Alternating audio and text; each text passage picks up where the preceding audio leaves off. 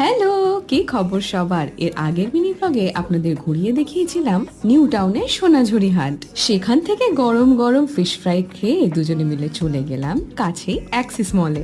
বাড়ির কাছের মল বলতে তো আমার সাউথ সিটি আর লেক মল। সেই চেনা ছক ভেঙে এই নিউ টাউন চত্বরে অ্যাক্সিস মলে এই আমার প্রথম যাওয়া। আমরা যেদিন গেছিলাম সেদিন বাইরে এত গরম ছিল, সত্যি বলতে এই এসির হাওয়া ছাড়া আর কোনো কিছুতেই তেমন স্বস্তি হতো না।